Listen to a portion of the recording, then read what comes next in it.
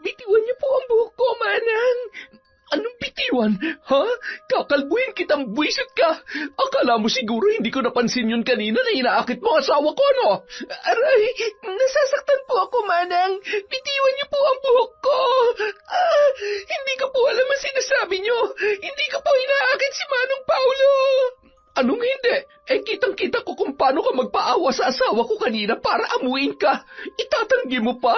Ano akala mo sa akin, tanga? Ha? Manong, ano pong gagawin niyo sa akin? Bitiwan niyo ako! Shh! Huwag kang matakot. Sandali lang naman to eh. Hindi ka masasaktan. Huwag po, Manong. Maawa po kayo sa akin. Ha? Mayet? Ano nangyari sa mukha mo? Bakit dumami ang mga bukol? Ano to? Uod? Napakaraming uod. Tulong! Tulungan mo ako, Paulo! Huwag ka lalapit sa akin! Lumayo ka! Layuan mo ako! Taon 1987, Siargao, alas 5 ng hapon, sa malaking bahay na bato sa tahimik at simpleng baryo sa naturang probinsya. Nung mga sandaling yon, abala si Jelay sa pagtadtad ng karne ng native na manok. Nang makarinig siya ng ingay sa labas. Mac, sarado na ba yung tarangkahan natin? Oo naman, nilagyan ko na ng padlock yung kadena. Bakit ba? Naku, di ba hindi pa umuwi si Manong Paulo? Paano makakapasok yun kung inilak mo na? Huwag ka mag-alala at may susi naman yun. Tsaka siya naman na nagsabi na laging ilalak yung tarangkahan paghapon na, para walang basta nakakapasok na kung sino-sino lang. Pero parang may naririnig kasi akong tumatawag sa labas eh. Parang boses ni Aling Bining. Yun talaga matandang yun. Aalis nang walang pasabi tapos ngayon, mangi-istorbo na may mga ginagawa. Kung makasigaw pa sa labas, akala mo may sunog. Kulang na lang, lumawit pati tonsils niya kung makatawag eh. Ikaw naman, naririnig mo rin pala, hindi mo pa pagbuksan. Pareho tayo malilintikan yan kapag nagalit yon. Di magalit siya. Sino ba siya sa bahay na to? Palamunin din lang naman sila ng anak niya. Ito naman, sige na oh. Pagbuksan mo na at kawawa naman yung tao. Ay, sus! Hayaan mo na muna siyang bumula ang bibig dun sa inis. Kung gusto mo, ikaw na lang ang magbukas dun sa tarangkahan. Malansang kamay ko eh. Tsaka baka pag ako nagbukas eh, awayin lang din ako noon. Ikaw na lang. Sabi na nga ba eh. Ay nako, sige na, bubuksan ko na. Inis na ani ni Makoy. Yamot yun na lumabas upang pagbuksan si Aling Bining. Ngunit pagdating niya sa tapat ng tarangkahan, parang nais niyang matawa nang makita ang itsura nito. Salubong na naman ang kilay at hindi maipinta ang muka dahil sa galit. Mga bingi ba kayo? Kanina pangawit ang alangal ako sa kasisigaw dito. Ngayon lang may lumabas sa inyo. Ay, kayo po pala, Aling Bining. Naku, pasensya na po. Hapon na po kasi kaya isinara ko na tong tarangkahan eh. Ay sus! At bakit? May magnanakaw na ba sa ganitong oras? Nangangatwirang ka pa? Ang sabihin mo, tatamad-tamad lang kayo. Sambit pa ng matanda habang kinakalag ni Makoy ang kadena sa tarangkahan. Bahagya niya pa lamang yun nabubuksan, inis na itinulak na siya nito at agad na humakbang papasok. Nang mapansin noon na nakasunod siya, ay bumaling yun sa kanya, saka muling nagtatalak. Sa susunod maging alisto naman kayo kung may tao sa labas. Hindi yung pinaghihintay niyo muna ng matagal. Aba, paano kung importante palang kailangan? Di patay na bago niyo papagbuksan. Ay nako, makapal pa sa swelas ng sapatos ang pagmumukha ng Thunders na tsaka na to eh. Ano ka mo? Ano makapal ha? Bubulong-bulong ka pa rin, akala mo hindi kita naririnig. Nako, maliho kayo ng dinig, Aling Bining. Ang sabi ko, pasensya na. Masyado po kasi kaming abala ni Jelay sa kusina kaya hindi ka po namin narinig agad eh. Ayun! Kaya naman pala, hindi niyo ako narinig kasi abala na naman kayo ng mutsatsang yon sa pagchichismisan. Parang hindi naman po yata tama na tawagin niyo ng ganyan si Jelay. Oh, bakit? Mali ba ako? Muchacha naman talagang babaknitang yun dito ah. O baka naman may iba ka pang alam na papel ng hampas lupang yun sa pamamahay na to. Ano bang ibang papel ang pinagsasabi niyo dyan? Hindi ho porket nanay kayo ng asawa ni Manong Paulo, pwede nyo nang tawagin si Jelay ng ganyan. Hindi po basta katulong si Jelay dito, no? Aha, ganon. Kung hindi pala alila, baka kulasisi ng tiyo mo. Ganon ba? Masyado naman yata malikot yung imahinasyon nyo, Aling Bining. Ang dumi nyo mag-isip. Parang apo na po ang turing ni tiyo kay Jelay dahil halos dito na siya sa bahay na to lumaki. Oh, ano naman ang pakialam ko kung dito na siya lumaki? Ang dami mo namang sinasabi. Asa na nga pala si Mayet? Nasa kwarto ho. Teka ho, tatawagin ko. Galit ka? Hindi ho. Mukha ba akong galit? Hindi naman ah. Huwag mo na lang tawagin. Tutuloy na lang ako sa kwarto niya. Nanlalaki ang butas ng ilong na napatangan na lamang si Makoy sa pagiging arugante ng matandang babae. Pakiramdam niya ay gustong mangatog ng kanyang kalamnan sa labis na pagpipigil na hindi hablutin ang buhok noon dala ng kanyang panggigigil. Napapailing na nasundan na lamang niya yon ng tingin. Hindi niya maintindihan kung bakit pumayag ang Manong Paulo niya na tumira ang ina ng asawa nito sa pamamahay na yon. Marahil ay parte pa yon ng pagrerebelde ng pinsan sa kanyang tiyuhin. Pagkatapos noong maglayas at mawala ng 7 taon, nagbalik yung may kasamang 2 palamunin. Naiinis na bumalik na lamang siya sa kusina upang tulungan si Jelay. Ay nako Jelay, mabuti na lang talaga't hindi ikaw ang nabungaran ng mahaderang Aling Bining na yon. Kung ikaw siguro nagbukas sa kanya, baka inokray-okray ka lang at dinarag nung matronang yon. Bakit? Ano bang ginawa ni Aling Bining at para yatang gigil na gigil ka na naman? Sino ba naman ang hindi manggigigil sa bruhang matandang yun? Kung ano-anong kabulastugan ang lumalabas sa bibig, nakakapanginig talaga ng laman eh. Ay, huwag mo nalang pansinin kung ano man yung mga sinabi ni Aling Bining sa'yo. Baka mamaya magsumbong pa yun kay Manang Mayet eh. Magagalit din yun sa'yo. Di magalit siya. Pakialam ko ba? Hindi ako natatakot sa kanila ng nanay niya mukhang ulalo na tinubuan ng paa. Ay nako, alam mo ang mas mabuti, pakisamahan na lang natin sila na maayos. Kung si Lolo Damian nga walang magawa sa desisyon ng anak niya eh, tayo pa kaya? Si Tiyo na nga lang ang iniisip ko eh. Kaya nga kahit pikon na ako eh, nagtitimpi pa rin ako. Kaya ikaw, hanggat maaari, iwasan mo yung mag-inang yun. Mukha kasing mainit ang mata sa inong 2 yun, lalo na si Aling Bining. Huwag ka mag-alala. Alang-alang kay Lolo Damian, kayang-kaya kong tiisin ang ugali ni Manang Mayet at Aling Bining. Napakalaki ng utang na loob ko sa kanya kaya hindi ko hayaang magkasamaan na naman sila ng loob ni Manong Paulo nang dahil lamang sa akin. Malalim na napabuntong hininga na lamang si Makoy sa naging tugon ni Jelay sa kanya. Saglit na tumutok ang mga mata nito sa maamong muka ng dalaga. Kung hindi lang mahalaga sa kanya ang kanilang pagkakaibigan, marahil ay noon niya pa yun niligawan. Maganda na kasi at mabait pa si Jelay, mga katangian na minana nito sa kanyang ina. Anak si Jelay ng dating labandera ng tiyo Damian niya na si Isabel. 14 pa lamang ang babae nang manilbihan noon sa pamilya ng kanyang tiyuhin. Maaga rin kasi yung naulila at walang kamag-anak na nais tumingin sa kanya, kung kaya't kinupkup na lamang siya ng kanyang tiyo Damian bilang labandera kasama ng sakitin nitong asawa. Naging malapit si Isabel sa buong pamilya, lalo na sa anak ng mga ito na si Paulo. Magkaedaran lang kasi silang 2. Nang pumanaw ang nakatatanda sa pamilya ay nanatili pa rin si Isabel sa bahay ng kanyang mga amo.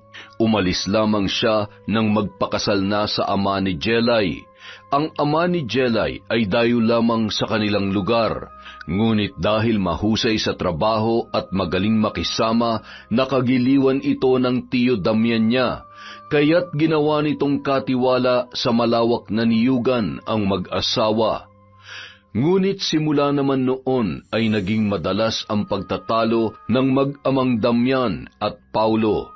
Hindi nagustuhan ng matanda ang patuloy na pagiging malapit ni Paulo kay Isabel dahil meron na yung asawa.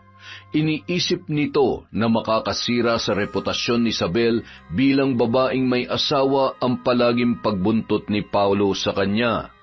Anak na rin kasi ang turing ng matanda kay Isabel, pati na rin sa kanyang asawa. Lalo pang napamahal sa matanda ang dalawa nang ipanganak si Jelay. Nakagiliwan din yon ng matanda dahil nakuha niya ang katangian ng kanyang mga magulang, lalo na ng kanyang inang si Isabel. Ganoon pa man, tila hindi lamang ugali at kagandahan ang minana ni Jelay sa kanyang ina. Para kasing tuksong pati kapalaran nito ay naulit sa dalaga. Magkasunod din kasing pumanaw ang kanyang mga magulang, 5 buwan pa lamang ang nakalilipas. Naiwan ang dalaga na balot ng mga utang dahil sa magkasunod na gastos sa pagpapalibing sa kanyang mga magulang. Kaya tuluyan na itong tumigil sa pag-aaral at napilitang magtrabaho na lamang. Kinuha naman siya ng kanyang tiyuhin bilang kasambahay upang makabayad sa mga utang sa pagpapagamot noon sa kanyang ama. Matagal kasing naratay sa sakit na kanser sa buto ang lalaki bago yon pumanaw.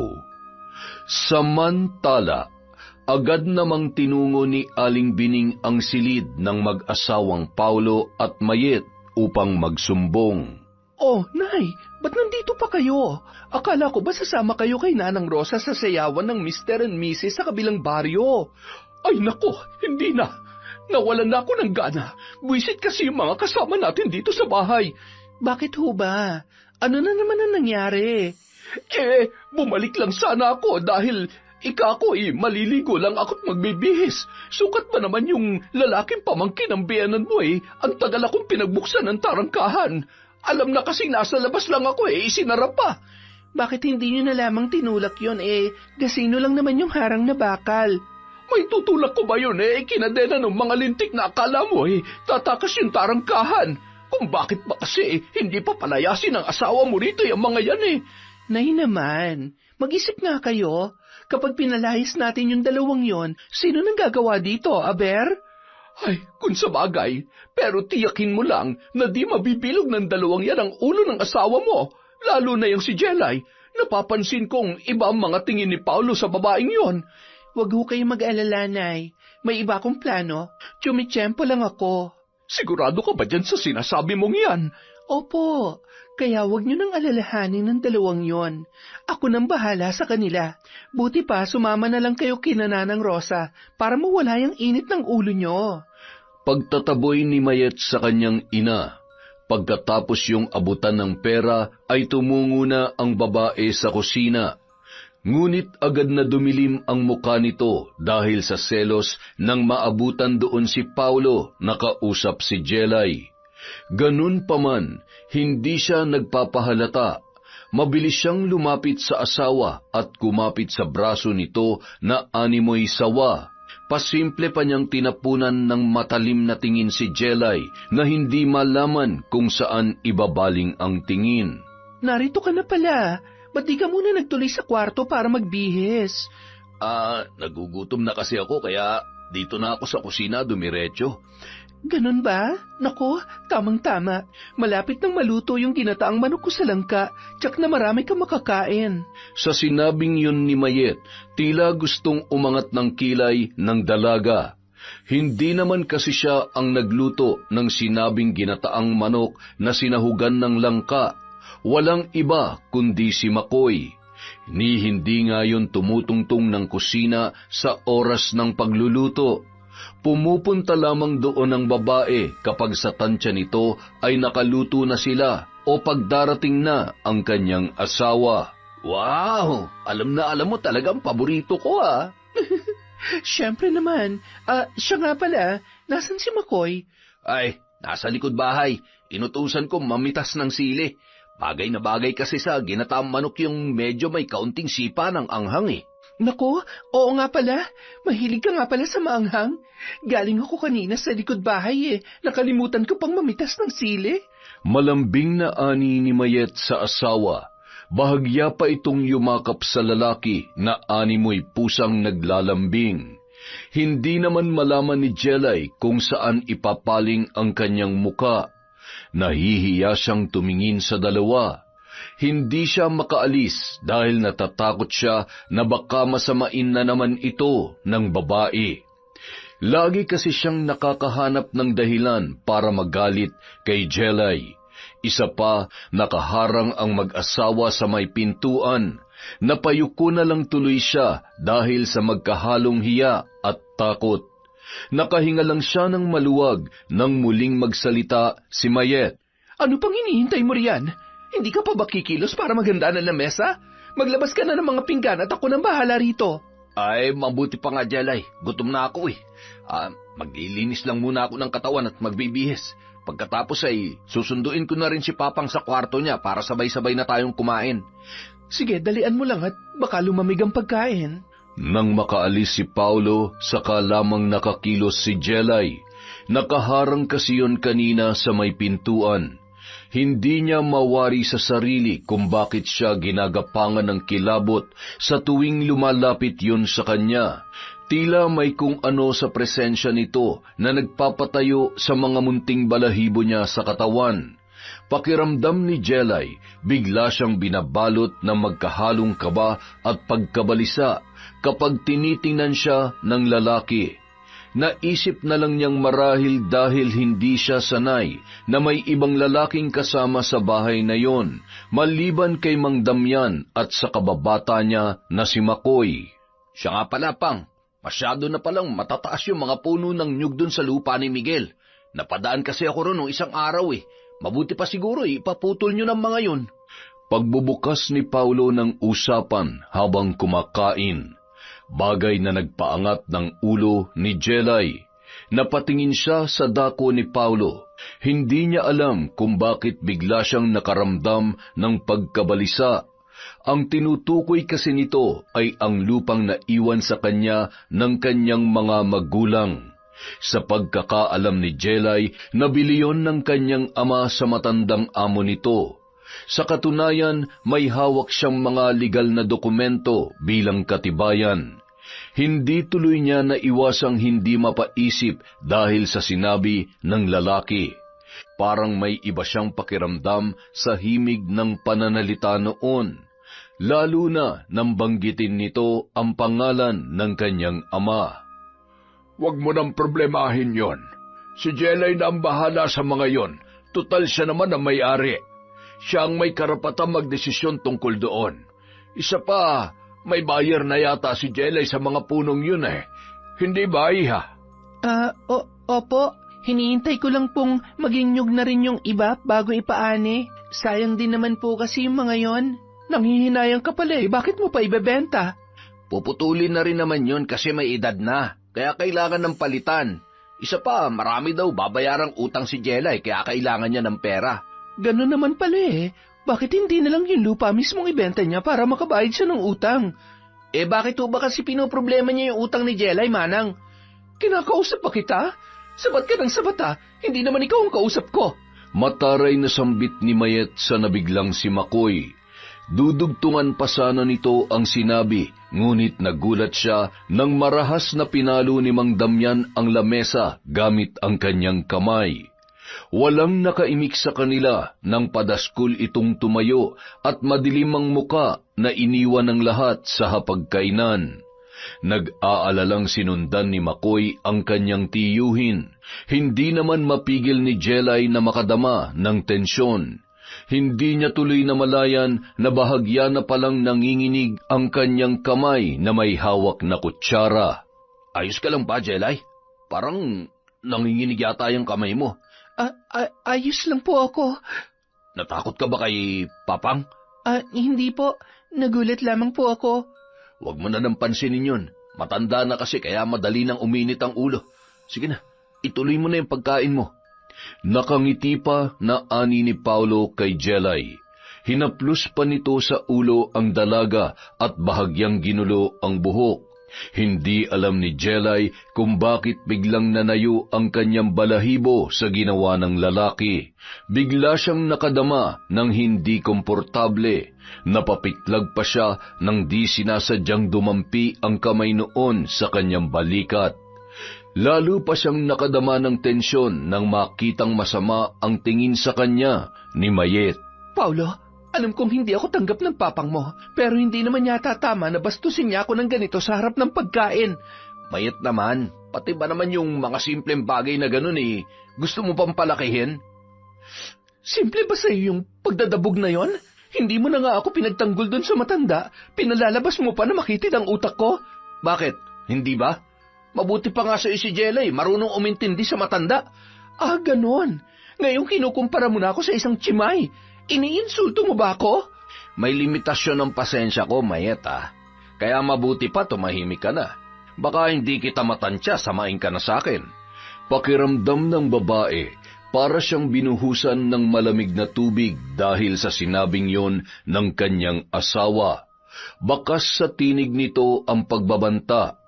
Ang malamig at matigas na ekspresyon ng mukha nito ay nagbigay sa kanya ng bahagyang takot. Saglit na nag-iba ang tingin niya sa lalaki.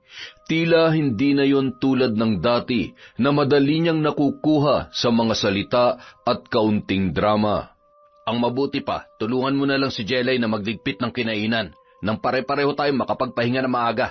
Pagkasabi noon, agad nang tinalikuran ni Paulo ang dalawa. Madilim naman ang muka na binalingan ni Mayet, ang noon ay ninenerbyos na si Jelay. Ibinuntun nito sa dalaga ang galit na kanina niya pa tinitimpi. Agad nitong sinampal si Jelay na noon ay nag-uumpisa ng magligpit ng kanilang pinagkainan. Sa gulat ng dalaga, nabitawan niya ang hawak na mga pinggan. Lumikha ng ingay ang mga yon nang bumagsak sa sahig, bagay na lalong nagpainit sa ulo ni Mayet. Manang, ano pong kasalanan ko? Bakit niyo po ako sinampal? Nabitawan ko tuloy yung mga plato. At talaga may gana ka pa magtanong, gaga ka? Singhal ni Mayet sa dalaga. Hinablot nito ang buhok ni Jelay sa kamariing sinabunutan yon. Sinadya rin niyang hinaan ang pagsasalita upang hindi marinig ng ibang kasama nila sa bahay ang kanyang mga sinasabi sa dalaga. Bitawan niyo po ang buhok ko, Manang! Anong bitawan, ha? Kakalbuhin kitang buwisit ka. Akala mo siguro hindi ko napansin kanina na inaakit mong asawa ko, no? Aray, nasasaktan po ako, Manang. Bitawan niyo po ang buhok ko. Hindi ko po alam ang sinasabi ninyo. Hindi ko po inaakit si Manong Paulo. Anong hindi? Kitang-kita ko kung paano ka magpaawa sa asawa ko kanina para amuin ka. Itatanggi mo pa? Anong akala mo sa akin, tanga? Ha? Maawa na po kayo sa akin, Manang. Ano, gusto mong tulungan ka ng asawa ko, kaya nilalakasan mo ang boses mo? Gusto mo magpaawa na naman? Ha? Ha? Hindi po. Hindi po, Manang. Tama na po. Itong tandaan mo, oras na magsumbong ka sa asawa ko o dun sa matanda, malalagot ka lalo sa akin. Kaya itikaw mo yung bibig mo. Naintindihan mo? Opo. Opo. Nang gagalaiting itinulak pa ni Mayet ang dalaga bago niya yun iniwan sa komedor. Umiiyak namang ipinagpatuloy ni Jelay ang pagliligpit ng mga pinagkainan.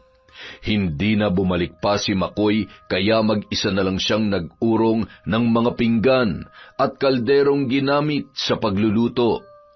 Nang makatapos, agad na siyang nagtuloy sa kanyang silid, dala ang isang maliit na ilawan. Pagkapasok niya sa kwarto, ipinatong niya ang ilaw sa lamesita na naroon, saka parang sabik na inilatag ang kanyang katawan sa higaan. Habang nakahiga, tahimik na iginala niya ang paningin sa loob ng maliit na silid na nakalaan para sa mga tagapagsilbi ng malaking bahay na bato. Ang kwartong yon ay dati ring inukupa ng kanyang ina nang naninilbihan pa yon sa pamilya ng kanyang mga amo. Nakaramdam ng matinding lungkot ang dalaga. Hindi niya napigilan ang unti-unting pangiliran ng luha nang maalala ang kanyang mga magulang. Mabigat ang katawan na muli siyang bumangon upang magpalit ng pantulog. Ngunit napatigil siya nang maramdamang tila may pares ng mga mata na nakamasid sa kanya. Puno ng paghihinala na napatingin siya sa dako ng pintuan. Subalit ganun na lang ang gulat niya nang biglang may lumagabog sa bubong. Kasunod noon ay nakarinig siya ng tila mahinang mga yabag na palayo sa pintuan ng kanyang kwarto. Napapaisip na pinatay niya na lamang ang gasera at nagpasyang matulog. Kinabukasan, maaga siyang nagising upang maghanda ng mga halamang gamot na ginagawang tsaa para sa matandang amo. Ngunit nagulat siya nang makita si Paulo pagbukas ng kanyang pintuan. Nakatayo yun sa harap ng kanyang silid na nakatapis lamang ng tuwalya. Manong, anong ginagawa niyo rito sa tapat ng kwarto ko? Ha? Kuwan, maliligo na kasi ako eh. Naisip kong tingnan kung gising ka na. Magpapahanda sana ako ng baon na pagkain. Tulog pa kasi ang manang mo eh. Maagang pasok ko ngayon sa munisipyo. Ganun po ba? Sige po, kukuha lang po muna ako sa likod bahay ng sambong at dahon ng guyabano. Alanganin ng ngiti na sagot ng dalaga. Bigla na naman kasi siyang hindi naging komportable sa presensya ng kanyang amo. Pakiramdam niya talaga na may kakaiba sa mga tingin noon.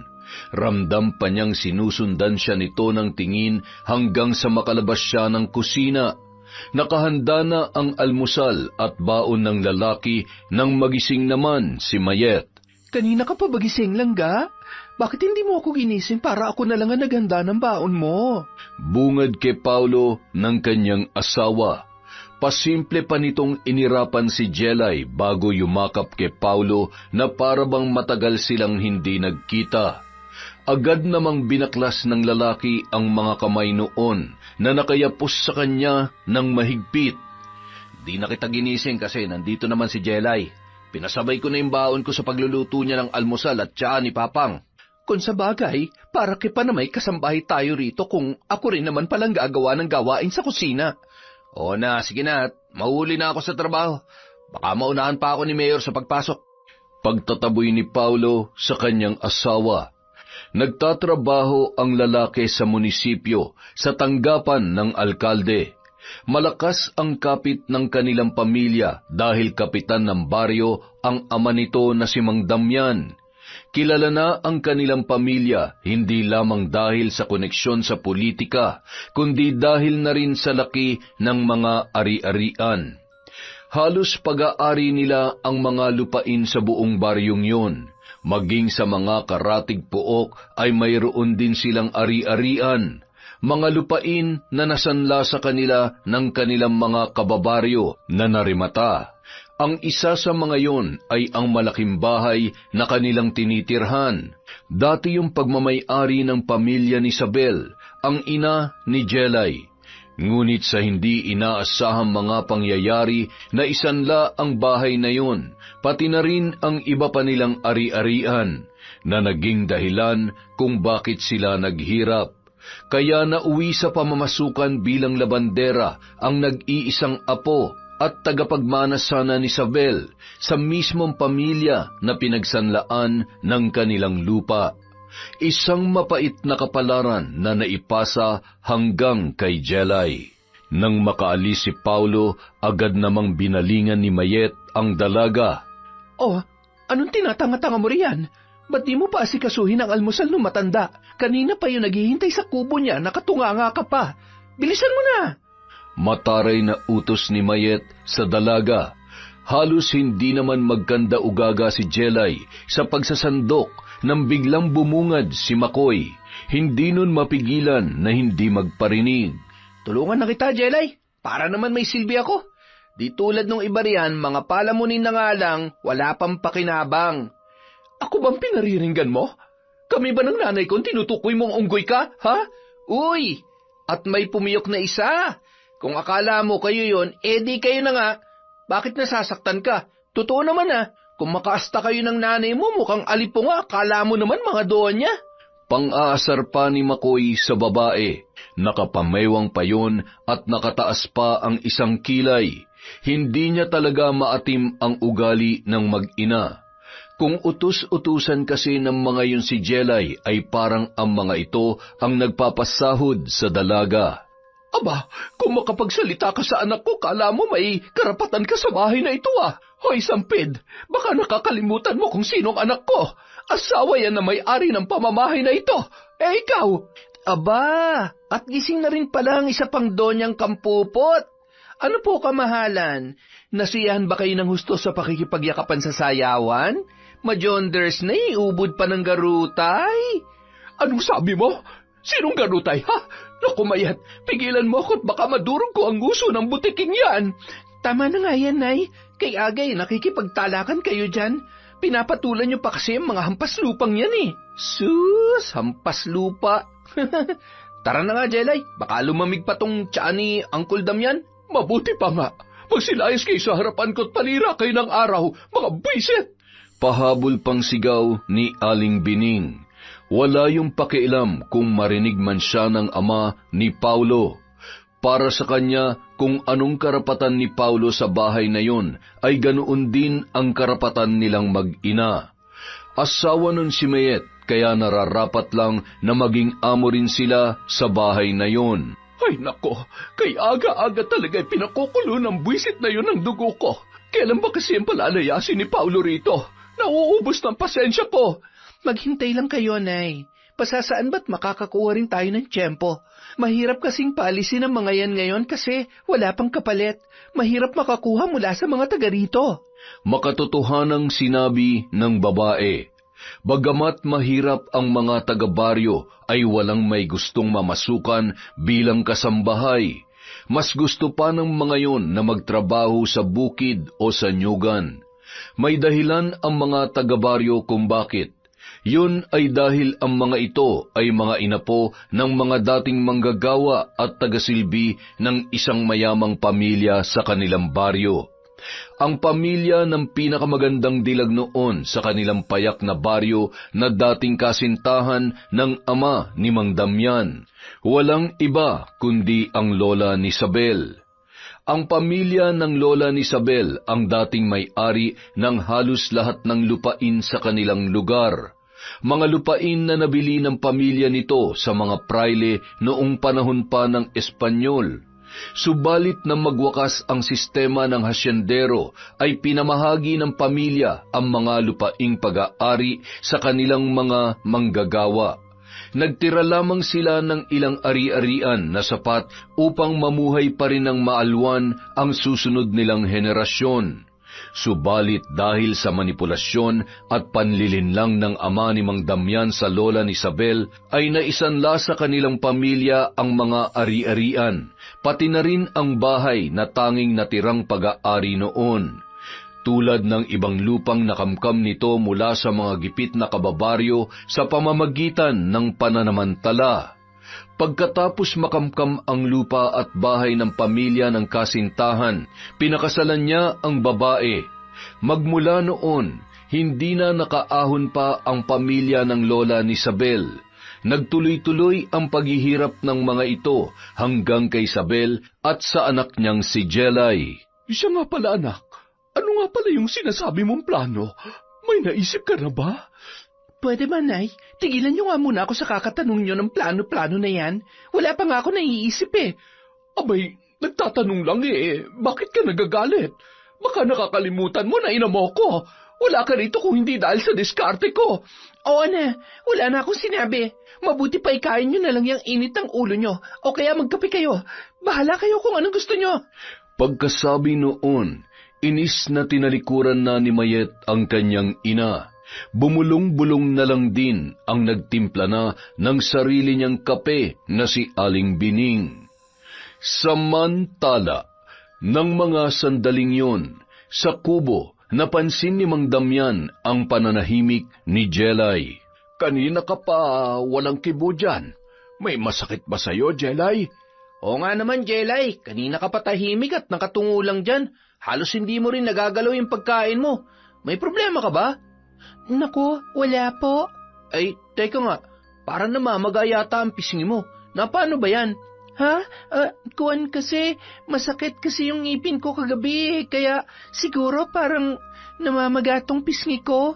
Pagpapalusot na sabi ng dalaga Hindi niya masabi ang totoo dahil sa takot sa banta ni Mayet. Isa pa, ayaw din niya na maapektuhan ng insidenteng yun ang relasyon ng mag-amang Paulo at Mang Damian. Batid niyang kapag nalaman ng matanda ang ginawa ni Mayet, magagalit yun at lalong lalayo ang loob sa asawa ng kanyang manong Paulo. Baka magkatampuhan pa ang mag-ama ng dahil sa kanya, bagay na hindi niya hahayaan na mangyari. Halos 4 na buwan pa lamang mula nang makapiling ng matanda ang kanyang alibughang anak. Hindi niya maaatim na muli na namang magkaroon ng alitan ng mag-ama ng dahil sa kanya. Ang mabuti pa'y bumili kayo ng gamot sa bayan. Hindi biro ang sakit ng ngipin, lalo na pag sa gabihan umatake. Magpapaalam po muna sana ako. Gusto ko po sanang bisitahin yung bahay namin. Halos 3 buwan na rin po kasi mula nung huli kong bisita ron eh. Baka po kasi gapangan na ng mga damo yon hanggang loob. Ay, yun lang naman pala eh. Walang problema. Mabuting ang bisitahin mo yung bahay ninyo nang sa ganun ay hindi mabulok ka agad. Pero baka hindi po ako makabalik dito sa pananghalian. Doon na lang po ako magluluto ng pagkain ko. Ay, ganun ba? Kung ganun ay magbaon ka ng bigas at rekado. Maganda nga na napapausukan din ang kusina paminsan-minsan nang hindi pamahayan ng mga peste at mga insekto. Basta umuwi ka agad bago magdilim, ha? Opo, maraming salamat po, Lolo Damian. Ay nako, batang ito, para yun lamang eh. Lakad na at makatanghaliin ka. Pagkatapos magligpit ng mga pinagkainan, masaya na nung tinungo ang palabigasan upang kumuha ng 1 gatang na bigas. Pagdating niya sa luma nilang bahay, hindi niya napigilan ang pagngingilid ng kanyang mga luha. Matapos tanggalin ang padlock ng pinto, ay marahan niya yung itinulak. Lumangit-ngit yun nang dahan-dahan niyang buksan. Bumungad sa kanya ang mga sapot ng gagamba nang siya ay pumasok. Dumako ang kanyang tingin sa nakasaradong pinto ng silid ng kanyang yumaong mga magulang. Gumuhit ang malungkot na ngiti sa labi ng dalaga. Nang pumasok siya sa loob, nakita niyang masino pa rin ang gamit na naroon. Bagamat balot na ng alikabok at puno na ng sapot ng gagamba ang silid, maayos pa ring nakapwesto sa mga lalagyan ang mga yon. Maging ang damitan ay hindi makalat. Matapos pasadahan ng tingin ang kabuuan ng silid, inumpisahan niya na ang paglilinis. Inuna niyang tanggalin ang mga sapot sa kisame at dingding. Pagkatapos, inilabas niya ang mga damit at pinagpagan sa kamuling itinupi. Nang malapit na siyang matapos, biglang may nalaglag na 1 munting lalagyan mula sa damitan ng kanyang ama. Kulay itim yun na mas malaki lamang ng kaunti sa kahan ng sigarilyo. Dinampot niya yon at sinipat. Nakita niya na may mga munting larawan at simbolo na nakaukit doon. Ibinulsa niya at ipinagpatuloy ang kanyang ginagawa. Masusi niyang nilinis ang bahay bago lumabas. Palubog na ang araw nang makatapos siya sa paglilinis sa bakuran. Bagamat 30 minutong lakad lamang naman ang layo ng lumang bahay nila sa bahay na bato, ay nagmadali nang makabalik ang dalaga. Nakakahiya kung hindi siya makakauwi sa tamang oras. Uy, buti naman at nandito ka na. Akala ko mag-isa ako makikibaka rito sa kusina eh. Ikaw talaga? Pababayaan ba naman kita mag-isa rito? Pero alam mo, naiisip ko, bakit kaya wala nagpipresintang mga kababaryo natin na kasambahay dito? Dadalawa lang tuloy tayong kumagawa. Kasi nga, mas gusto ng mga taga rito na magtrabaho sa bukid kesa mga muhan. Tingnan mo nga, kahit manggagawa sa nyugan at palayan wala makuha si Angkol. Kaya tumanggap na lang siya na makikitanim. Kung sa bagay, kapag ganon, hindi sila aasa sa sahod. Sarili pa nilang oras nila. Magbibigay lang sila ng parte ng kita, ayos na. Tumpak, kaya nga si Angkol waiting na lang tuwing anihan at koprahan sa parte niya. Nasa ganoon silang pag-uusap nang biglang bumungad na naman si Aling Bining. Agad nitong itinaas ang bandera ng isang babaeng palengkera. Nakapamewang agad ito na daig pa ang amo at agad silang tinalakan. Aba, parang wala na naman kayong tigil sa pagchichismisan dyan Anong pinag-uusapan niyo at parang kinikiliti ang tumbong ng payatot na yan? Ano naman po sa inyo, mahaderang paraluman, kung kinikiliti ang tumbong ko? Naiingit ba kayo dahil walang gustong kumiliti sa inyong kuluntoy na bulaklak? Sira ulo ka. Halika nga dito at sasabunutan kitang buwisit ka. Aba, ang lakas ng loob ng matandang to Baka patulang kita dyan. Hindi malaman ni Jelay kung ano ang gagawin na magpang-abot na ang dalawa. Hindi niya akalain na tuluyan nang mawawalan ng kontrol si Makoy at biglang papatulan si Aling Bining. Marahil ay naubos na rin ang natitira nitong pasensya para sa biyanan ng kanyang manong Paulo. Nagpilit siyang pumagitna at sinubukang awatin ang dalawa. Ngunit lalo lamang naging marahas si Aling Bining. Wala yung tigil sa pagtalak at sumisigaw habang hindi inaalis ang mga kamay sa ulo ni Makoy. Pati siya ay tinadyakan na nito. Sa edad noong 48, malakas pa ang matanda at tila sanay na sanay sa pakikipag-away. Hindi niya mapagbitaw ang dalawa. Kaya naman kumuha siya ng isang balde ng tubig at binuhusan ang matanda at ang kanyang kaibigan. Yun ang tagpong nabungaran ni Mayet. Agad nitong sinugod si Jelay at sinabunutan. Binitawan naman ni Aling Bining si Makoy at si Jelay din ang pinagbalingan. Hanggang pinagtulungan na ng mag-ina ang dalaga. Siya namang dating ni Paulo.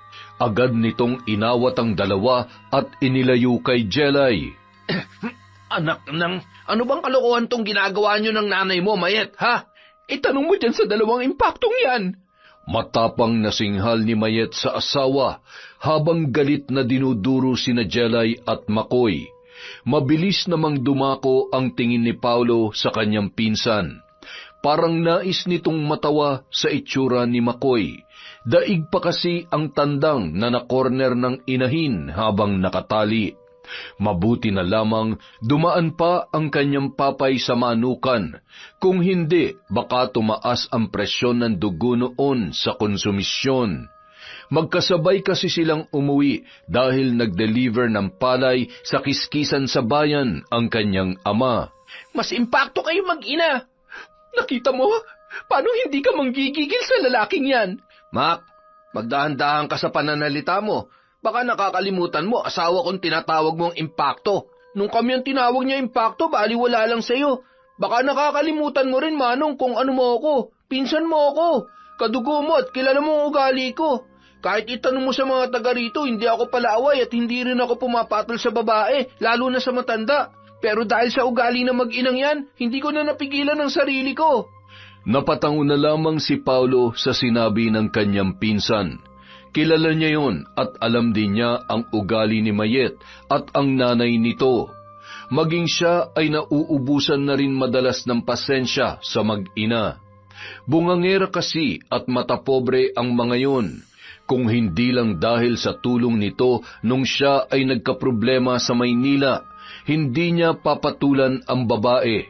Napasubo lamang siya dahil sa naging sitwasyon niya doon.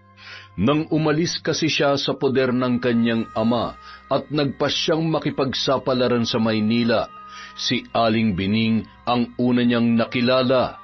Nagtitinda yon ng mani at itlog sa terminal ng bus. Nakilala niya yon nang madukutan siya at matangay ang lahat ng pera na pinagbentahan niya ng mga alagang baka at kalabaw. Tinulungan siya noon na ma-recover sa mga mandurukot ang pera nang malaman na nagkakahalaga yon ng kulang-kulang 100,000. Hindi niya alam kung paano yon nagawa ng matanda, pero dahil doon, nagtiwala na siya kay Aling Bining. Wala siyang pagpipilian dahil bagong salta lamang siya sa syudad at walang alam na matutuluyan. Isinama siya nito sa inuupahang bahay at ipinakilala sa anak na si Mayet. Maganda si Mayet, ngunit hindi yon ang tipo niyang babae. Masyado kasi yung galawgaw at malapit sa mga lalaki. Tinulungan siya ng mga ito na makahanap ng sariling mauupahan sa isang maliit na komunidad ng mga squatter sa Pasay, malapit sa may terminal. Madali siyang nagkaroon ng mga kaibigan at kasangga sa lugar dahil din sa mag-ina. Ang mga yun din ang nagpakilala sa kanya sa mga big-time na tao, kaya nagkaroon siya ng trabaho. Naging driver siya at taga-deliver ng mga package ng isang mayamang negosyante. Malaki ang natatanggap niyang sahod, bagamat siya ay nagtataka, hindi niya na lamang yon pinansin. Ang mahalaga, natupad niya ang kanyang gusto, ang mabuhay ng malayo sa anino ng kanyang ama. Sa tulong din ni Mayet at Aling Bining, madali niyang natutunan ang kalakaran sa syudad. Kalaunan, nalaman niyang nagtatrabaho pala si Mayet bilang agogo dancer sa isang nightclub sa Pasay, kaya marami yung koneksyon. Naging madalas siya sa nightclub na pinapasukan nito hanggang sa naging karelasyon niya ang babae. Bagay na ikinatuwa naman ni Aling Bining. Ilang araw lang kasi mula nung makilala niya ang mga ito ay inutangan siya ng matanda ng halagang 20,000. Kaya't ang pagkakaroon nila ng relasyon ni Mayet ay parang pambayad sa malaking utang nito sa kanya. Ngunit nito lamang nakaraang 4 na buwan, sinabihan siya ng kanyang amo na magpalamig muna sa probinsya. Tingin niya nagkaroon yon ng malaking problema. Ngunit wala naman yung sinasabi o ipinapaliwanag. Hindi na rin nagtanong ang lalaki. Isa yon sa mga natutunan niya sa syudad, ang huwag masyadong magtatanong. Kaya't kinabukasan din kasama ang mag-inang Mayet at Aling Bining, muli siyang bumalik sa puder ng kanyang ama. Kami pa ngayon ang babaliktarin mong visit ka, kaya kitang-kita ko kanina na pinagtutulungan niyo ng tsimay na tong nanay ko. Dagdag pa ni Mayet na nagpabalik sa isip ni Paulo sa kasalukuyan. Ibubuka pa lamang niya ang kanyang bibig para sawayin yon, ngunit naunahan siya ni Makoy. Naniningkit ang mga mata noon na dinuro ang kanyang asawa. Teka nga muna sandali, anong pinagtutulungan? Hindi namin ginawa yun ha, huwag ka nga sinungaling. Tama na yan, Macario, pwede ba? Hindi ka na nakakatuwa. Tama, hindi siya nakakatuwa. Tama? Kung tamaan ka kaya sa akin matandang kulubot ka. Wala kang pinagkatandaan ah. Isa pa, Mac, ikaw ang tatamaan sa akin. Kanina pa kita sinasaway, ayaw mong tumigil. Hindi ka ba nahihiya sa sarili mo? Lumalaban ka sa nakatatanda sa'yo? May pinag-aralan ka naman, di ba? Biglang natahimik si Makoy sa sinabing yon ni Paulo. Nakadama siya ng hiya sa kanyang sarili. Noon lamang niya napagtanto na parang lumagpas siya sa dapat niyang kalugaran. Hindi dapat naging ganoon ang asal niya sa harap ng kanyang pinsan dahil nakatatanda yun sa kanya. Ngunit ganun pa man, hindi siya nagsisisi sa pagpatol sa mag-inang Mayet at Aling Bining. Walang karapatan ang mga yon na daragin sila komot may koneksyon ito kay Paulo. Para sa kanya, hindi matatawag na asawa ng kanyang pinsan ang babae dahil hindi naman sila kasal. Tama na yung bangayan niyong yan. Jelay, tulungan mo si Mac. Linisin niyo tong mga to bago abutan ni Papay. Opo. Ikaw naman, Mayet, asikasuhin mo yan nanay mo. Hindi yung makikisali ka pa sa halip na umawat. Baling ni Paulo sa kanyang kinakasama. Pagkatapos ay madilim ang muka na tinalikuran na sila nito. Nagtuloy yon sa kanilang kwarto. Tinapunan naman sila ng matalim na tingin ni Mayet. Pagkatapos ay sumunod na kay Paulo. Habang si Aling Bining naman ay nakangising pinasadahan sila ng nakakainsultong tingin bago pairap silang tinalikuran. Kumendeng pa yon habang naglalakad at tumungo na rin sa kanyang kwarto upang magbihis. Ako na lang dito, Mac. Magbihis ka na at baka sipunin ka. Tsaka baka abutin ka pa ni Lolo Damian na ganyan ang itsura mo. Sigurado ka? Kaya mo nang linisin to mag-isa? Nagkalat lahat tapos may tubig pa dito. Sus, sisiw lang sa akin yan. Isa pa, kasalanan ko naman kung bakit nabasa rito eh. Naparami yung tubig na naibuhos ko. Nakalimutan ko na lupa nga pala ang sahig nitong kusina natin dito sa likod bahay. Dalawa ang kusina sa malaking bahay na yun. Isa para sa pagluluto ng mga pagkain na kailangan ng matagal na pagkakakulo at isa para sa pagluluto ng mga pagkain na hindi kailangan ng maraming gatong at madali lamang lutuin. Sige, maliligo lang ako't magbibihis. Pagkatapos ko, tutulungan na kita magluto ng hapunan. Bilisan mo na't baka dumating na si Lolo Damian. Sa kabila ng mga nangyari, maayos pa rin naman silang nakapaghapunan. Walang napansing kakaiba si Mang Damian sa kanila. Pagkatapos magligpit, maagang nagpahinga sa kanyang silid si Jelay. Sakalang niya naramdaman ang pagod sa maghapong paglilinis sa kanilang lumang bahay nang lumapat na ang likod niya sa higaan. Napabalikwas siya nang maalala ang maliit na sisidlan na kanyang nakuha sa damitan ng kanyang ama. Naupo siya sa papag at dinukot sa kanyang bulsa ang munting kahon. Mataman niya yung inusyoso, ngunit kahit anong pagsipat niya, hindi niya makita kung saan yun bubuksan. Nadismaya siya at nilagay na lamang yon sa ilalim ng kanyang unan. Samantala, pagkatapos ng insidenteng pagsasabunutan ni na Aling Bining at Makoy, tila naging maingat na sa pakikitungo sa kanila ang mag-ina. Hindi na sila ginagambala ng mga yon, kaya't naging maayos ang kanilang trabaho. Hanggang dumating ang pasukan, kaya kinailangan ni Makoy na bumalik sa kanilang bahay. Nasa 3 taon pa lamang kasi ito sa kolehiyo. Malapit sa bayan ang kanilang tinitirhan, kaya mas komportable kung sa bahay nila siya uuwi. Pumayag lang naman siyang tumira sa bahay ng tiyuhin dahil sa pakiusap noon. Wala kasing kasama ang matanda kundi si Jelay.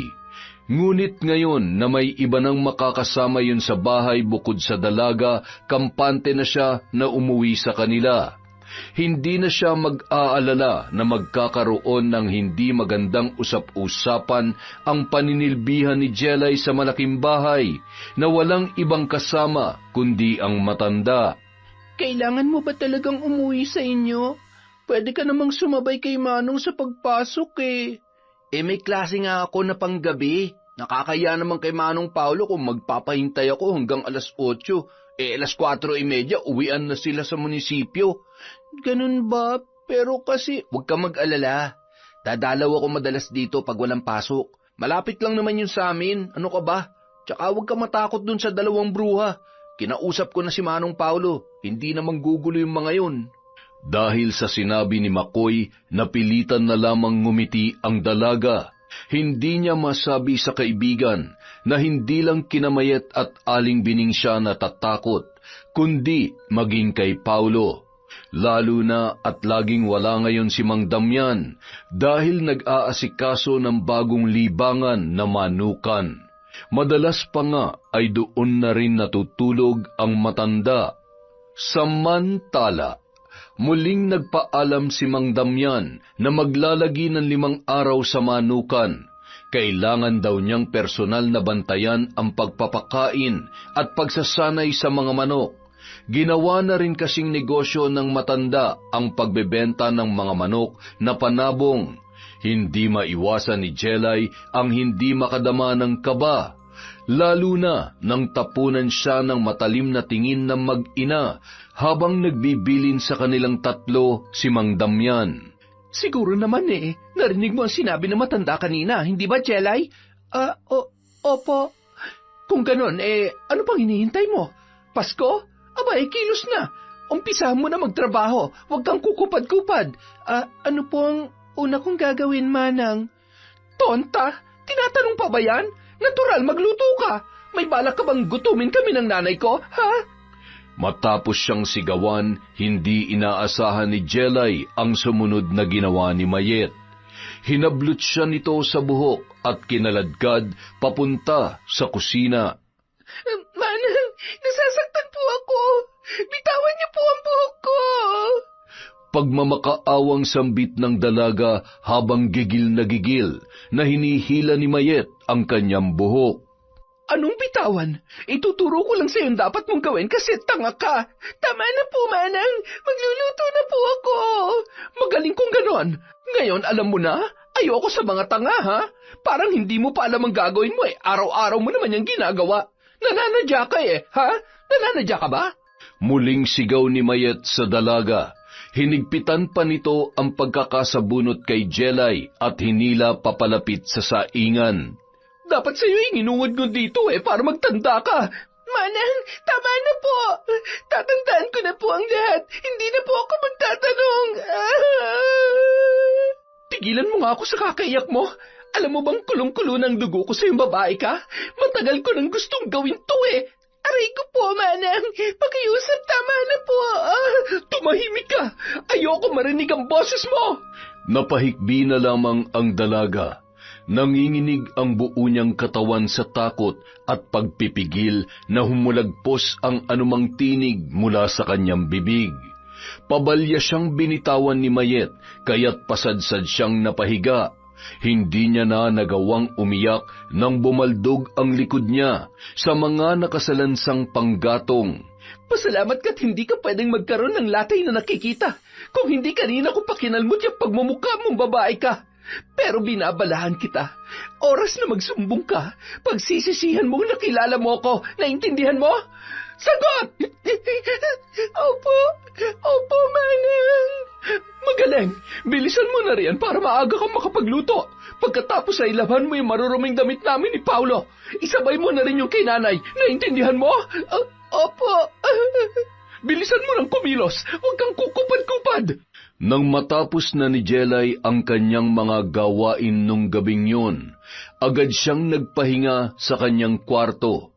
Dala marahil ng pagod ay kaagad na nilamon ng antok ang kanyang diwa, kaya hindi niya na nagawa pang patayin ang gasera.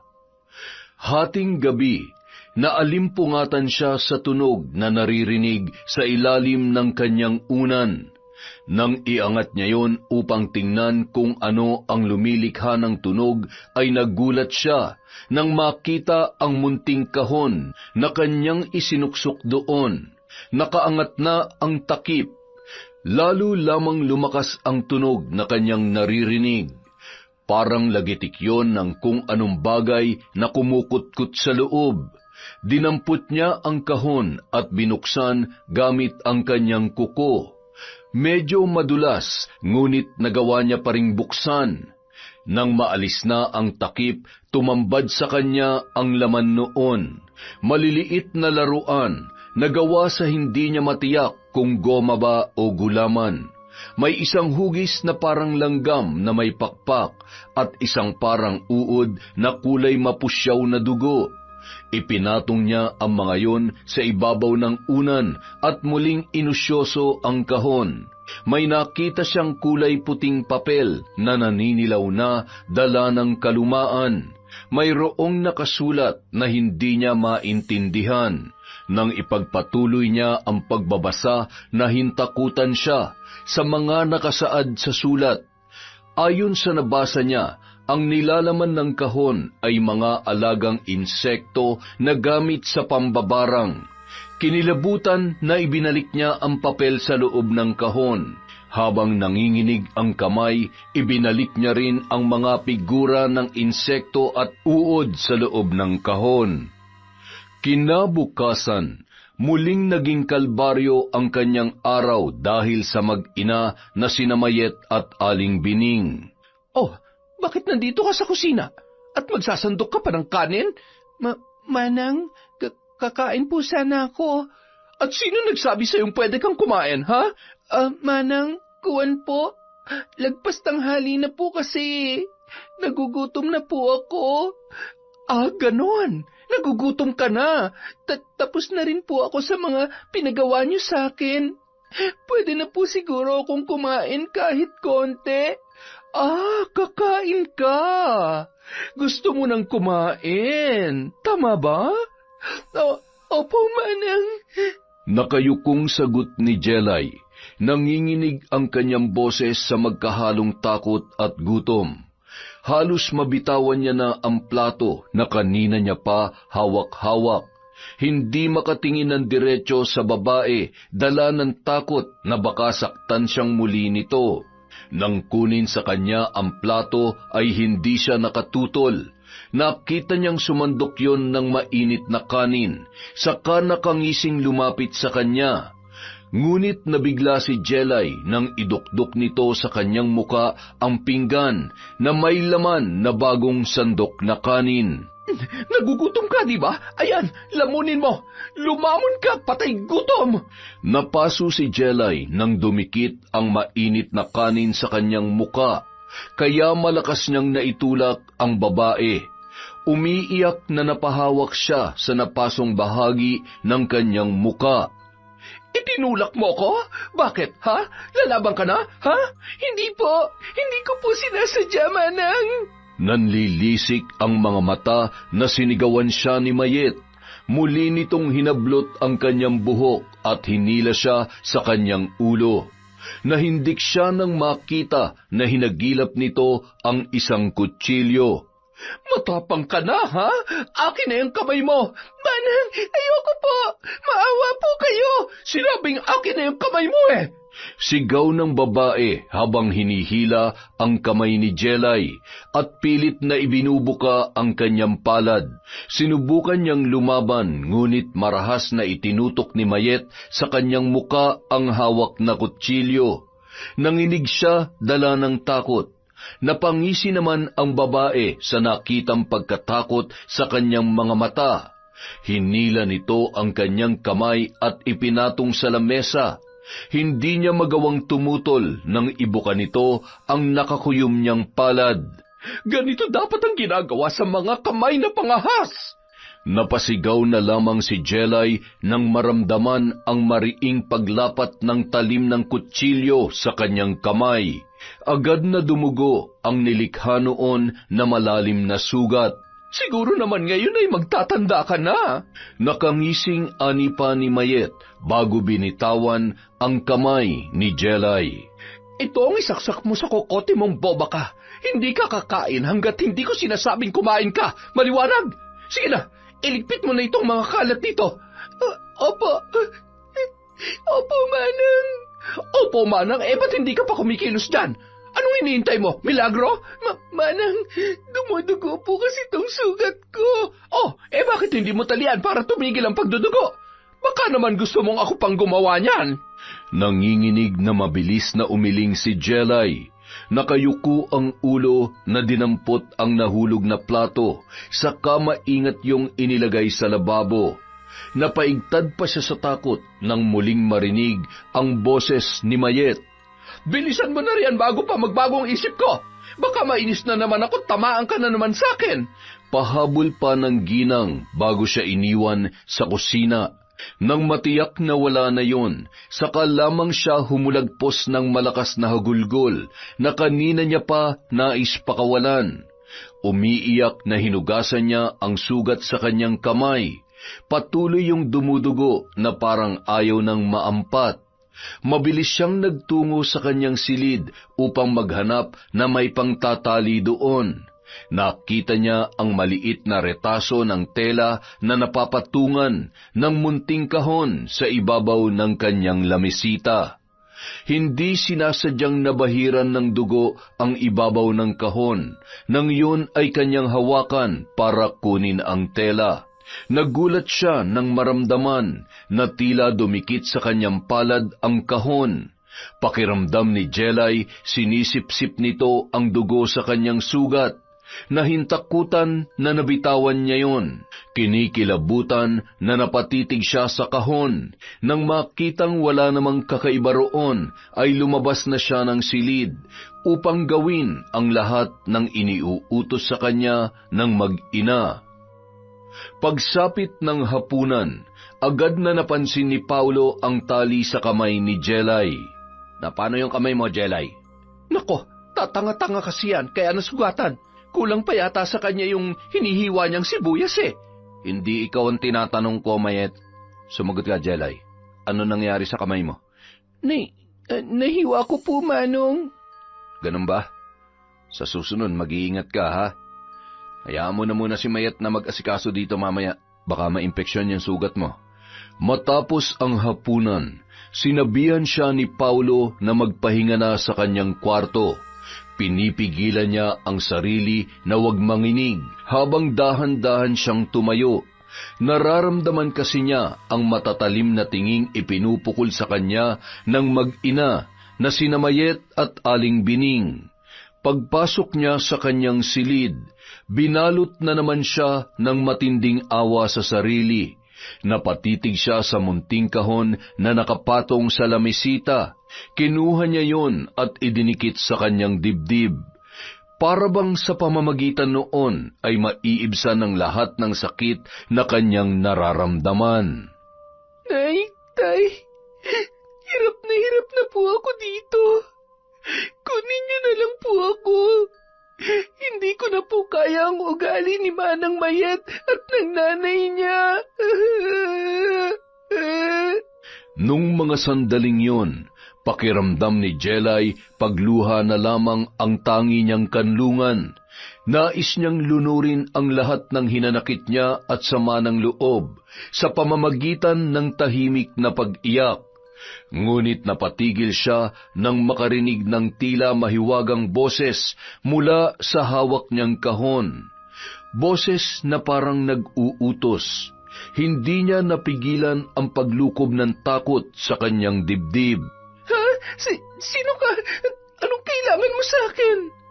Ngunit nagpatuloy lamang ang boses. Palakas yun ng palakas na parang bumibigkas ng isang mantra. Napatakip siya sa kanyang tainga, ngunit naririnig niya pa rin yun ng malinaw. Habang patuloy sa pagbigkas ng kung ano-anong kataga ang mahiwagang tinig, unti-unti namang nawawala ang takot ni Jelay. Unti-unti yung napapalitan ng galit. Namalayan na lamang niyang sinusunod niya na ang mga naririnig mula sa mahiwagang tinig. Umupo si Jelay na nakasalikop ang 2 binti sa ibabaw ng papag. Pagkatapos ay inilabas niya mula sa kahon ang munting figura ng insekto. Ipinatong niya ang mga yon sa ibabaw ng kahon. Pagkatapos ay mahina niyang binasa ang mahiwagang katagang nakasulat sa papel.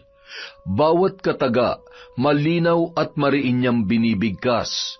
Punong-puno yon ng damdamin, puno ng pagnanais na maglapat ng kaparusahan. Kinaumagahan, napuno ng malalakas na tili ni Mayet ang buong bahay. Ano ba, Mayet? Ano na naman ba yan? Kaya aga-aga ko makatili ka, bakit ba? May maliliit kasing bukol na tumubo sa mukha ko. Tingnan mo. Para yun lang nagtititili ka na. Tagyawat lang yan. Kung makasigaw ka, akala mo nakakita ka ng aswang. Wala naman akong tagyawat kagabi. Bigla na lang nagkaroon ngayon. Ano yun, magic? Baka naman nagka-allergy ka lang sa kinain mo. Hindi naman ako allergic sa adobong sitaw at pritong galunggong Tsaka parang pakiramdam ko may kumikislot sa loob. Guni-guni mo lang yan. Maghilamos ka para mawala. Makapagkape na nga.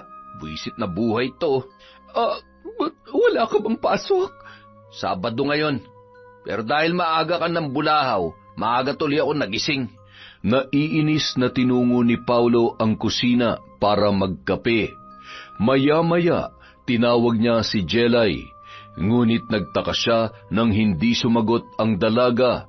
Nagpunta siya sa kubo para tingnan kung naroon yun, ngunit hindi niya makita. Pinihit ni Paulo ang seradura. Nakita niyang hindi yun nakalak, kaya tumuloy na siya sa pagpasok. Pagdating sa loob, nakita niyang nakahiga pa rin at tulog ang dalaga. Bagay na kanyang ipinagtaka. Maaga kasi kung gumising si Jelay. Nauuna pa yon sa pagtilaok ng manok sa madaling araw. Nilapitan niya yon at sinalat sa noo. Halos mapaso ang kamay niya sa taas ng lagnat noon. Sinilip niya ang kamay ng dalaga. Namamagayon dahil sa sugat. Marahil yun ang dahilan kaya yun nilalagnat. Dali-dali siyang bumalik sa kanilang kwarto para kumuha ng gamot at pamalit na pantali sa sugat ni Jelay. Oh, anong meron? Ba't aligagang-aligaga ka? May gamot ka ba riyan sa lagnat? Ang taas ng lagnat ni Jelay. Namamaga rin yung sugat niya sa kamay. Hanep pa! Alalang-alala ka sa muchachang yon? Daig mo pang asawa? Pamilya na si Jelay sa pamamahay na to, kaya tigil-tigilan mo ako sa mga patutsada mo, ha? Seryosong sagot ni Paulo sa kanyang asawa. Tulog pa rin si Jelay nang bumalik siya sa kwarto nito. Muli siyang lumabas para kumuha ng dahon ng malunggay. Dinikdik niya yon at inilagay ang katas sa isang maliit na mangkok. Kumuha siya ng isang baso ng tubig at isang kutsara saka binalikan ang natutulog na dalaga. Manong, anong gagawin niyo sa akin? Bitiwan niyo ako! Shh! Huwag kang matakot. Sandali lang naman to eh. Hindi ka masasaktan. Huwag po, Manong!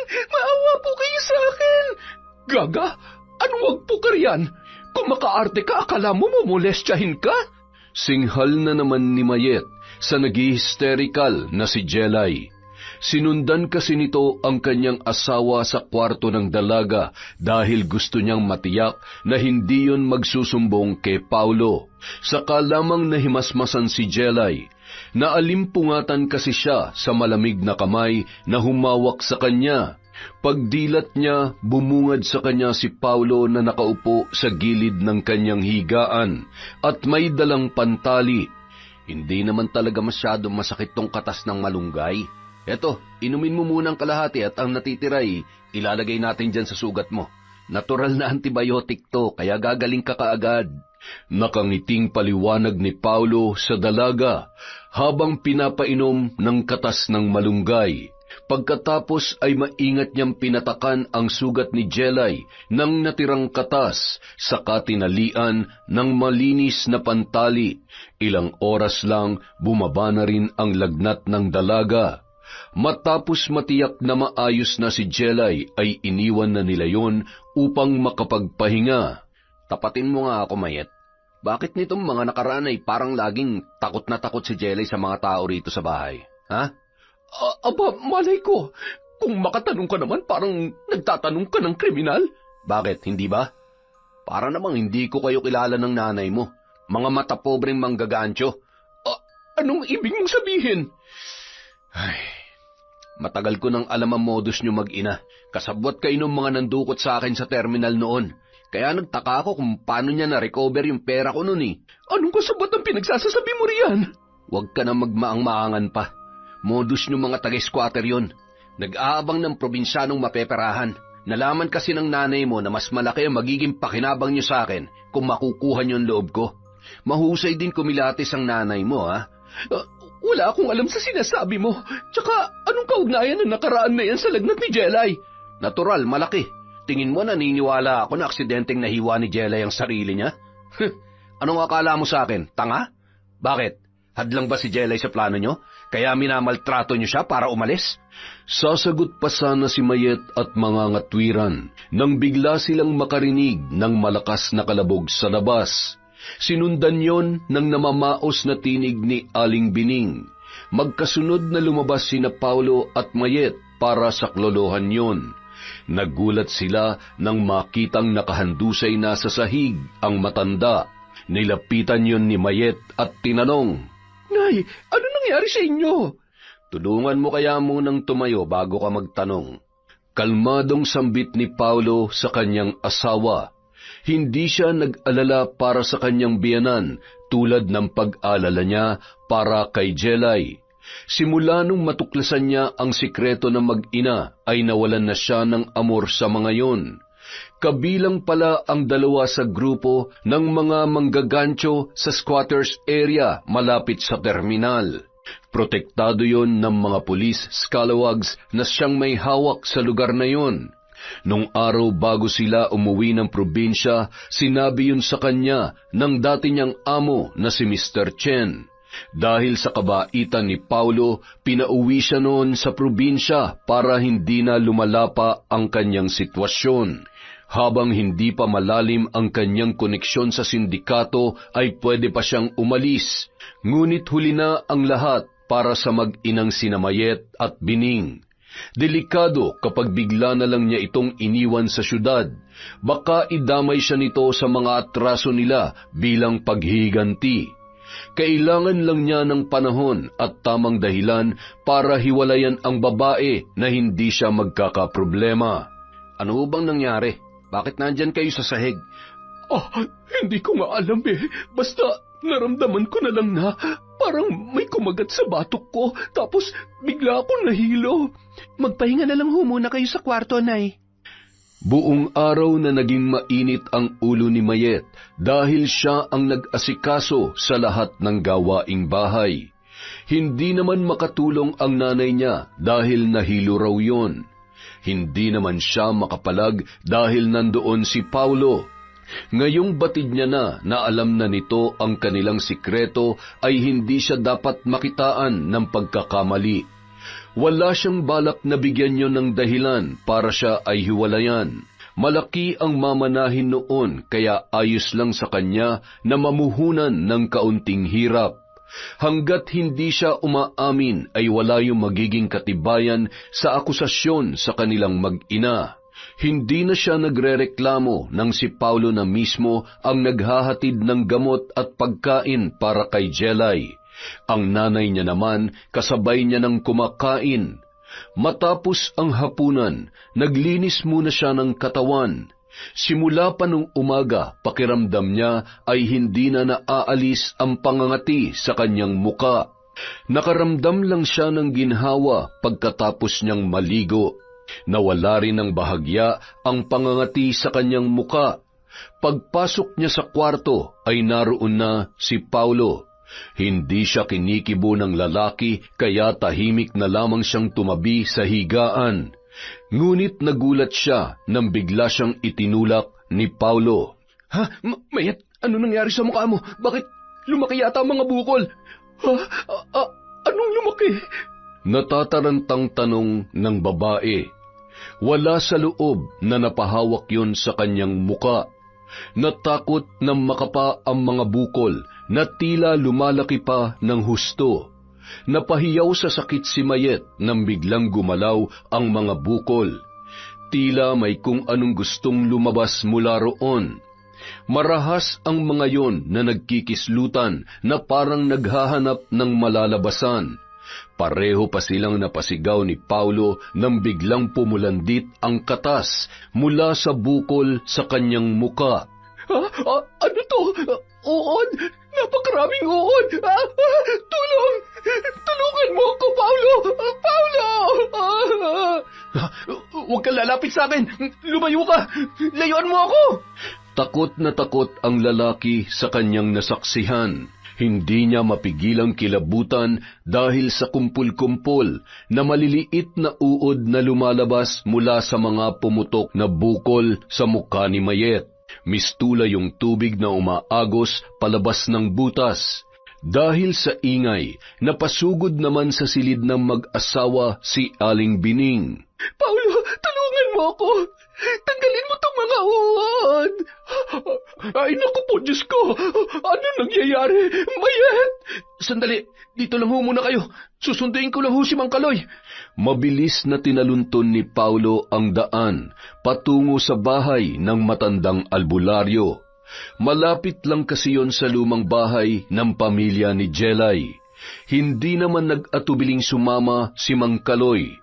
Ngunit pagdating nila ay naabutan nilang nakahandusay sa sahig si Aling Bining. Halos matakpan na ang buong katawan nito ng mga itim na langgam na may pakpak. Diyos ko, saan galing ang mga insektong yan? Huwag ka mag-alala. Mawawala rin ang mga yan mamaya. Ako ang bahala. Maglagay ka ng kaunting baga sa bao, iho. Lagyan mo ng kaunting asin, saka mo dalhin dito. Mabilis namang tumalima si Paulo sa utos ng matanda. Matapos maibigay ang mga hinihingi nito, ay nag-umpisa na yung bumigkas ng mga orasyon. Nang gilalas ang lalaki, nang unti-unting maglaho ang mga uod at mga langgam sa loob ng silid. Tatapatin kita, Paulo. na barang ang asawa mo at ang biyanan mo. Isang uri ng barang na walang orasyon ng sumbalik. Ano pong ibig niyong sabihin? Ibig sabihin, walang pangontra sa barang ng tawak at gu. Ano pong... hindi na po sila magagamot? Oo, ang ginawa ko kanina ay mantra at orasyon lamang ng pampakalma sa binhi ng tawak at gu, para rin hindi na makatawag ng pansin. Hayaan mong makatulog ang dalawa, ngunit milagro na lang kung sila ay magigising pa. Kinabukasan, tulad ng sinabi ni Mang Kaloy, bangkay na lamang ang mag-ina nang magising si Paulo. Inaasahan man ay nahindik pa rin siya sa tanawing kanyang nakita. Bagamat walang bakas ng butas ang mukha ni Mayet, ay katakataka na medyo tumaba ang katawan nito. Ganoon din ang kanyang ina na si Aling Bining. Nang araw ng burol, may isang kapitbahay na nagsabi na nakakita raw siya ng maraming langgam sa loob ng kabaon ng matanda. May isa namang nagsabi na nakakita siya ng makapal na kumpol ng mga maliliit na uod sa ilalim ng kabaong ni Mayet. Matapos ang libing, nagpaalam muna si Jelay na uuwi sa kanilang bahay. Pakiramdam kasi niya ay mabigat ang kanyang dibdib. Pinayagan naman siya ng mag-amang sina Paulo at Mang Damian. Samantala, Narito po pala kayo, Mang Kaloy. Salamat po at tinitingnan-tingnan niyo tong bahay namin. Kanina pa nga kita inihintay, iha. Bakit po? May kailangan po ba kayo sa akin? Hindi na ako magpapaligoy-ligoy pa. Alam kong ikaw may gawa sa nangyari sa asawa ni Paulo at sa kanyang biyanan. pakiwari ni Jelay ay biglang nangatog ang buo niyang katawan sa sinabing yun ng matandang albularyo. Nakaramdam siya ng di maipaliwanag na takot. Hindi niya alam kung paano sasabihin sa matanda na wala siya sa sarili nang gawin niya yun. Halos wala na siyang matandaan sa kanyang mga nagawa. Huwag kang matakot. Walang ibang makakaalam ng lihim na ito. Isa pa, batid kong hindi mo yun sinasadya. Ang lahat ng nangyari ay kagagawan ng kahon. Paano niyo po nalaman ng tungkol sa kahon? Dahil ako nagbigay noon sa iyong ama. Ano pong ibig niyong sabihin, Lolo Kaloy? Ang kahon na yon, ang ala-alang binigay ko sa nag-iisa kong anak nang iwan ko sila ng kanyang ina sa Maynila. Kung ganon, kayo po ang ama na hinahanap ni tatay kaya siya napadpad dito? Ako nga, pero naduwag ako na magpakilala sa kanya. Hindi na napigilan ni Jelay ang maluha sa narinig na revelasyon ng matanda. Di yata't ito ang amang matagal na pinananabikang makita ng kanyang ama. Hanggang igupo ng sakit ang tatay niya ay umaasa pa rin ito na makikita ang kanyang ama. Gusto niyang sumbatan ng matanda, ngunit nababakas niya sa mga mata nito ang matinding pagsisisi.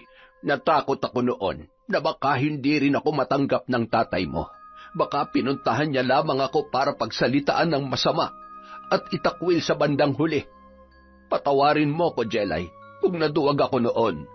Umiyak na lamang ang dalaga at niyakap ang matanda. Ngayong alam niya na ang lahat, kahit palihim, ay maipadarama niya pa rin ang pagmamahal ng isang apo rito. Patuloy na nanilbihan si Jelay sa pamilya ni na Paulo. Nung mga panahong yun, hindi na iwasan ni Jelay na mahulog ang loob sa lalaki. Mabait pala yun at maalalahanin. Taliwas sa una niyang impresyon. Akala niya noon ay masama rin yun tulad ng asawa nito at biyanan. Ang kanyang nakalimutan ay mabait ang ama noon na nagpalaki sa kanya. Kahit kailan, hindi ipinaramdam ni Paulo na malayo ang agwat nilang dalawa at katayuan sa buhay. Masayang pinagmasdan ni Mang Damian sina Jelay habang naglalakad papunta sa altar.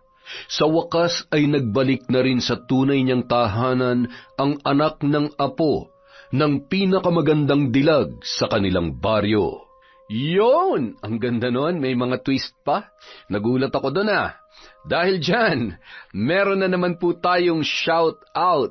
Simulan po natin kay Boss Bernard Chodoro, kay Sean Ann Reblinka, kay Michelle de la Cruz, hi po kay Josefina Fuelias, kay Monica Nieves, kay Edgardo Fontanilla, hi din po kay Chris Alcantara, Helen's Mix Vlog, kay Liza Agodo, Hana Maylin Sesgundo, Hilario Patra Jasmine, Arlene Castro Ramos, hello din po kay Angelina Ignacio, kay Finky Rusi 14, Joy Aniban, Lady Sparrow Taurus, hi din po kay Melvin Tambus of Zamboanga from Mami Riza.